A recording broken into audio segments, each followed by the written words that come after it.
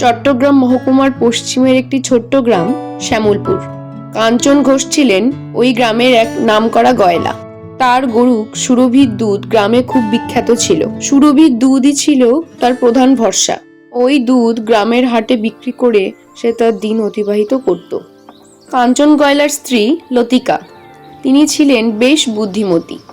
ঘরোয়া প্রকৃতির হলেও তার স্বামীর যে কোনো পরিস্থিতিতে তিনি খুব বুদ্ধিমত্তার সঙ্গে তার সাথ দিতেন। এইভাবেই বেশ আনন্দেই চলতে লাগলো।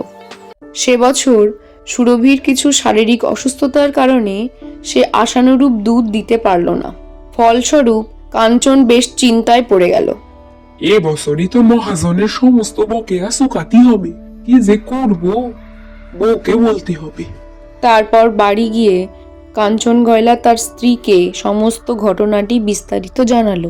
বিষয়টা বিস্তারিত শুনে লতিকা বলল, তুমি বেশি চিন্তা করো না গো, কিছু না কিছু একটা পথ নিশ্চয়ই বেরোবে। ভগবান এতটা কঠোর হতে পারবে না আমাদের ওপর। মাঠের ধারে আমাদের তো এক ফালি জমি রয়েছে, এবছর না হয় তুমি ধান চাষই করো।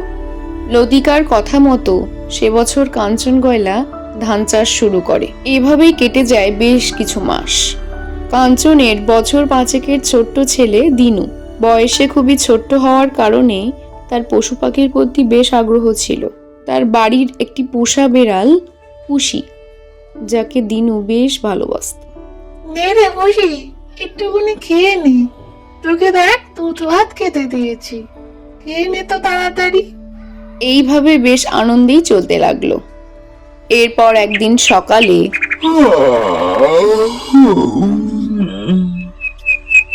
কত দেরি হয়ে গেল আজকে উঠতে উঠতে, যাই তাড়াতাড়ি মুখটা ধুয়ে আসি।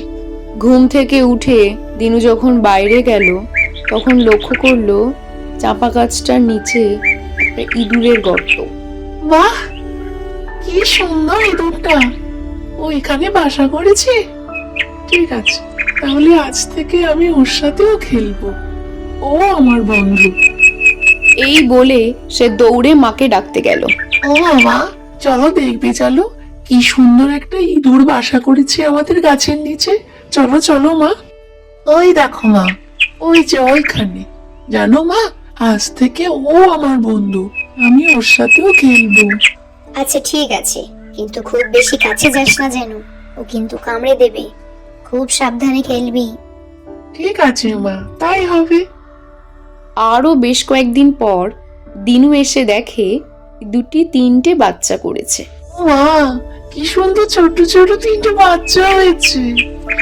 মাকে আজকেই বলবো, খুব মজা হচ্ছে আমার। সেদিন রাতে খেতে বসে দিনু তার মা বাবাকে সমস্তটা বলল। জানো মা, ইঁদুরটা 3টে ছোট ছোট বাচ্চা করেছে গো, কি সুন্দর দেখতে। সে না হয় বুঝলাম, কিন্তু তুই কিন্তু ওদের গায়ে বেশি হাতটা দিস না, কখন আবার কামড়ে দেবে, তখন আরেক জ্বালা হবে। হ হ, মা ঠিকই বলতিছে, মার কথা শুই না চল, কখনোই যেন ওদের গায়ে খুব হাত দিস নে। বেশ কিছুদিন পর একদিন সকালে দিনু দেখে পুষি ইঁদুরটির সব বাচ্চাগুলোকে খেয়ে নিয়েছে। এ মা, কি হলো এটা? পুষি, তুই সব বাচ্চাগুলোকে খেয়ে নিলি? কেন করলি রে তুই? এই বলে দিনু দৌড়ে তার মার কাছে চলে যায়। জানো মা, পুষি সব বাচ্চাগুলো আবার খেয়ে নিয়েছে না, একটা বাচ্চাও নেই জানো। ইঁদুরটা কত কষ্ট পাবে বলো মা। আচ্ছা ঠিক আছে, ইঁদুরের বাচ্চা মারা গেছে, আবার হবে, ওটা নিয়ে তোমাকে বেশি ভাবতে হবে না। কিছুদিন পর কাঞ্চন গয়লা ঘোরতর অসুস্থ হয়ে পড়ে। ডাক্তার বুদ্ধি দেখিয়েও তার শরীর ঠিক হয় না। দেখো ললিতা, এ বছরই মহাজনের বকেয়া শোধ করতে হবে। আমার শরীরটাও এক কেঁদে পড়ে গেল, কি যে করবো কিছুই বুঝতে পারতেছি না। তুমি একদম চিন্তা করো না, দেখো সব ঠিক হয়ে যাবে। এইভাবেই চলতে লাগলো বেশ কিছুদিন। একদিন সকালে দিনু তার বন্ধু ইঁদুরকে নিয়ে বসে আছে। জানিস বন্ধু, এদিকে বাবার এত শরীর খারাপ, বাবা তো কোনো কাজ করতে পারছে না, কি করে যে কি করব আমরা।